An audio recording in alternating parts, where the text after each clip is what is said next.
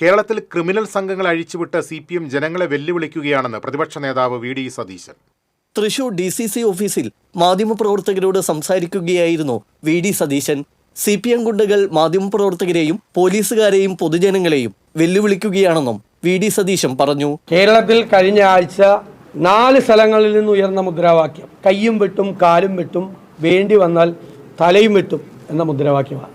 പിണറായി വിജയനാണ് കേരളത്തിലെ പോലീസിന്റെ മന്ത്രി, ആഭ്യന്തര വകുപ്പ് മന്ത്രി. അദ്ദേഹം ഭരിക്കുന്ന പോലീസിനെതിരായിട്ടാണ് കാസർഗോഡ് DYFIക്കാരും SFIക്കാരും പ്രകടനം നടത്തിയത്. എന്നിട്ട് പോലീസിനോടാണ് പറയുന്നത് കയ്യും വെട്ടും കാലും വെട്ടും, വേണ്ടി വന്നാൽ തലയും വെട്ടും. രണ്ടാമത് നമുക്കറിയാം, മണ്ണാർക്കാട് അഷ്റഫിനെതിരായിട്ട് ഇതേ മുദ്രാവാക്യം വിളിച്ചു. മാധ്യമ പ്രവർത്തകൻ ദാവൂദിനെതിരായിട്ട് ഇതേ മുദ്രാവാക്യം വിളിച്ചു. ഇപ്പോൾ CPMലുള്ള അവരുടെ KTDC ചെയർമാനായ PK ശശിക്കെതിരായിട്ടും അവർ മുദ്രാവാക്യം വിളിച്ചു. നേരത്തെ ASFന്റെ ഒരു ദളിത് വനിതാ നേതാവിനെ, വിദ്യാർത്ഥിനിയെ ക്രൂരമായി ആക്രമിക്കുകയും കേട്ടാലറയ്ക്കുന്ന ഭാഷയിൽ തെറിവിളിക്കുകയും ചെയ്ത ഉടനെയാണ് അദ്ദേഹത്തെ SFI സെക്രട്ടറിയാക്കി പ്രൊമോഷൻ നടത്തിയത്.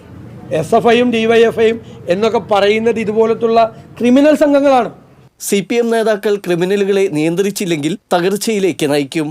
SFI സമരം ആഭാസ സമരമാണ്. PJ കുര്യന്റെ പ്രസ്താവന വിഷയത്തിൽ ചെറിയ കാര്യങ്ങൾ ഊതിപ്പെരിപ്പിക്കുകയാണെന്നും സംഘടനാപരമായി കുറച്ചുകൂടി ശ്രദ്ധിക്കണമെന്നാണ് അദ്ദേഹം പറഞ്ഞതെന്നുമായിരുന്നു VD സതീശന്റെ മറുപടി. രാജ്യസഭാ സീറ്റ് സദാനന്ദനെ പോലുള്ള RSS നേതാക്കൾക്കല്ല, പ്രാഗൽഭ്യം തെളിയിച്ചവർക്കാണ് നൽകേണ്ടത്. വയനാടിനായി ജനങ്ങൾ സഹായിച്ച 742 കോടി ട്രഷറിയിൽ കിടന്നിട്ടും വാടക പോലും കൊടുക്കാൻ തയ്യാറാകുന്നില്ലെന്നും യൂത്ത് കോൺഗ്രസിനെതിരെ വ്യാജ ആരോപണമാണ് ഉന്നയിക്കുന്നതെന്നും സതീശൻ പറഞ്ഞു. CC മുകുന്ദൻ MLAയുമായി കോൺഗ്രസ് ഒരു ചർച്ചയും നടത്തിയിട്ടില്ലെന്നും സതീശൻ കൂട്ടിച്ചേർത്തു.